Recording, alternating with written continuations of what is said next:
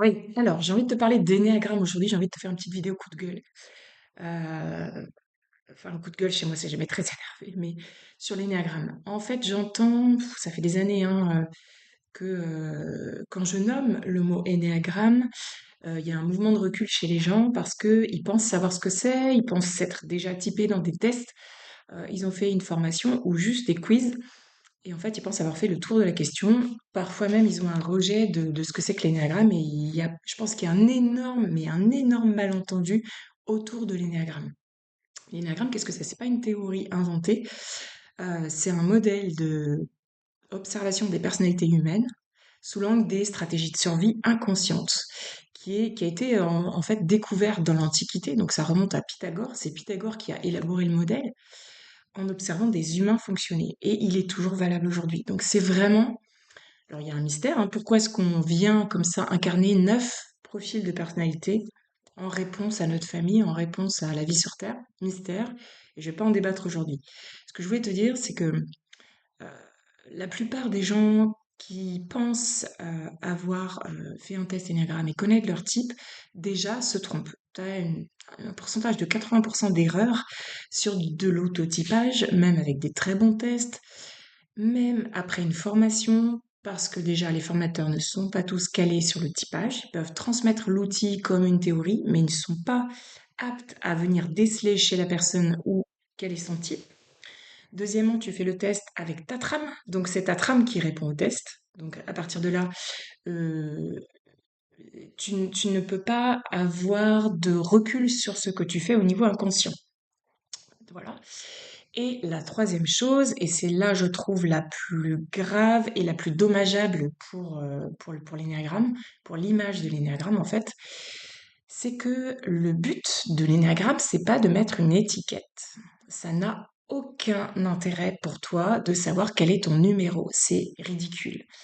C'est une commodité en fait de dire ok, c'est du 1, c'est du 2, c'est du 3, c'est du 4, parce que derrière ce chiffre, il y a réellement un fonctionnement inconscient qui est validé, qu'on a vu chez quelqu'un. L'intérêt, c'est pas de savoir je suis 1, je suis 2, je suis 4, je suis 7, je suis 9. L'intérêt, c'est de sortir de ta trame. C'est d'aller voir déjà, ok, qu'est-ce que j'ai créé comme dynamique malgré moi de personnalité en réponse au traumatisme invisible ou visible de ma famille d'origine. Donc, qu'est-ce que j'ai élaboré comme réponse au monde? Quelle personnalité j'ai choisi? Et j'insiste sur choisi, même si c'est inconscient, l'enfant choisit de faire du 1, faire du 2, faire du 3, faire du 5. Il y a des événements qui se passent dans la famille, mais on ne sait pas pourquoi. Chez tel enfant, ça va taper et blesser et créer du 1 derrière. Chez tel enfant de la fratrie, ça va taper et blesser, créer du 3 ou créer du 2 ou créer du 9, etc. Donc c'est une réponse au monde. Et l'intérêt, moi, de ce que je pratique en tout cas, et c'est pas pour taper sur les autres écoles de formation, je sais pas ce que font les autres, mais de ce que j'entends des prospects ou même de certains clients, déjà formés en énéagramme, ils n'ont pas en fait saisi l'essence de ce que c'est que ce modèle.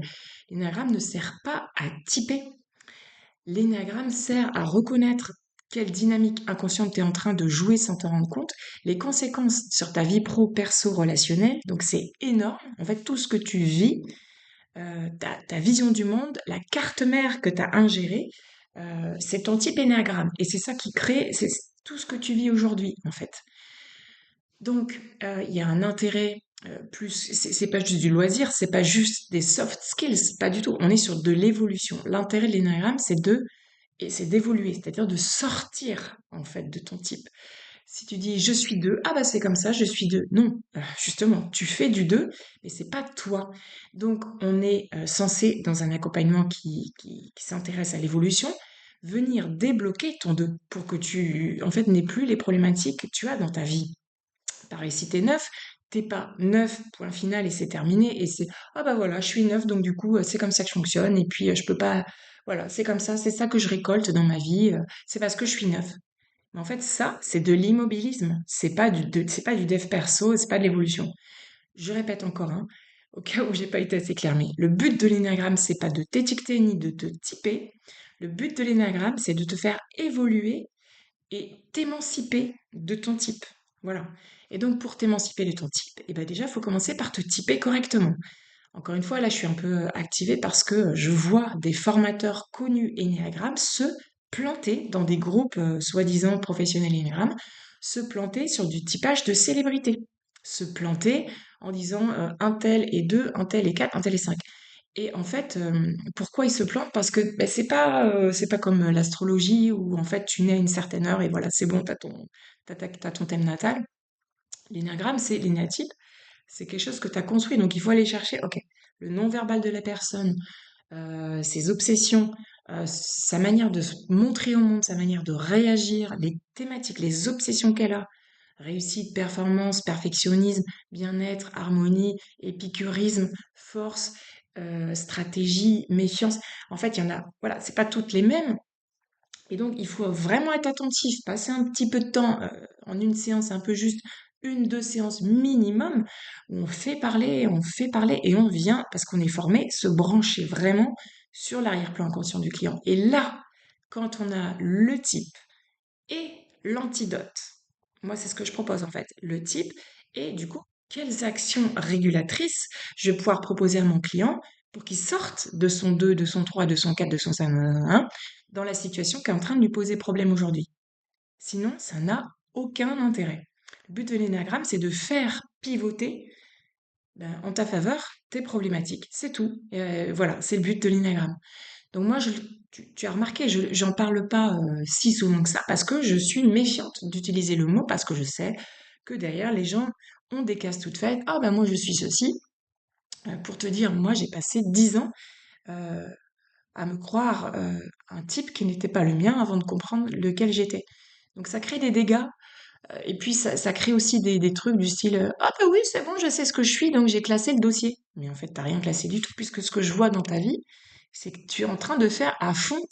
Je pense à un entrepreneur que j'avais en contact qui me disait moi c'est bon je sais je suis tel numéro et qui pensait clore le débat comme ça alors que moi ce que je voyais dans ses problématiques, dans sa communication, dans ses posts, dans sa manière de s'agacer face aux choses, dans sa manière de gérer son pro, de gérer sa vie privée, dans sa manière de, dans son couple, dans sa famille, en fait, il était bloqué à tous les endroits connus caractéristiques de son énéatype. Donc, il savait son type, mais il manquait le chaînon manquant, c'est-à-dire, ben, ok, maintenant que je sais, qu'est-ce que je fais pour le faire pivoter? Voilà, sinon ça n'a pas d'intérêt. Sinon, c'est du délire et c'est pas l'objectif. Voilà, j'espère que j'ai été assez claire. Mets-moi des commentaires, s'il te plaît. Pose-moi des questions, pas de typage parce que je vais pas le faire en message privé comme ça, mais sur la compréhension de ce que c'est et de ce que ça apporte parce que les gens n'ont pas idée à quel point toute leur vie est leur énéatype. À partir du moment où tu commences à le faire évoluer, tu respires, tu as moins de schémas répétitifs, tu as moins de dynamique obsessionnelle, tu as moins de survie, tu as plus de tranquillité, tu as plus de marge d'action, tu as plus de choses qui t'arrivent positives, bref, tu respires. Voilà. Une dernière chose, oui. Quand tu entends parler des gens qui sont censés faire du déblocage à l'inconscient et qui te disent, ou du coaching, et qui te disent, tu portes trop de choses, tu, euh, tu aides trop les autres. Ça n'est pas ça n'est pas un blocage inconscient, c'est juste un comportement. L'énéagramme, il va venir voir quelle carte mère j'ai insérée qui fait que je aide trop les gens. Et il y en a 9 différentes, c'est-à-dire que les 9 profils énéagramme peuvent être amenés à aider trop les gens. Donc tu vois bien que ça n'aide pas du tout de dire tu aides trop les gens. Si ça continue et que tu continues à trop porter pour les gens, c'est qu'on n'a pas touché ton noyau, on t'a pas encore dit sur quelle carte mère, quelle information tu as précisément encodée ici, et du coup tu continues à faire ce truc-là. Cette action continue en fait. Donc moi ça c'est un truc qui m'agace passablement. Tu aides trop les gens, tu manques d'estime de toi. Pareil, l'estime de soi, tu la rencontres sur les 9 profils Enneagram. Ça n'est pas un déblocage de dire ça. C'est un comportement, et encore, c'est très grossier. Quand on dit estime de soi, chez un 1, oui, c'est estime de soi, mais sur un dossier particulier. Chez un 2, estime de soi aussi sur un dossier particulier. Ainsi de suite, jusqu'au 9. Voilà, pose-moi tes questions dans les commentaires, s'il te plaît. Je t'invite à le faire parce que vraiment, gros dossier, et pas dossier pour faire polémique, mais Et on peut jouer, mais moi, deux, trois sujets que tu as en ce moment dans ta vie, pro perso, t'arrives pas à bouger. Mets-les-moi et je te dirai si c'est un blocage marketing ou autre, ou si ça vient de ton énéatype. Je te dirai pas plus, mais voilà, on fait ça.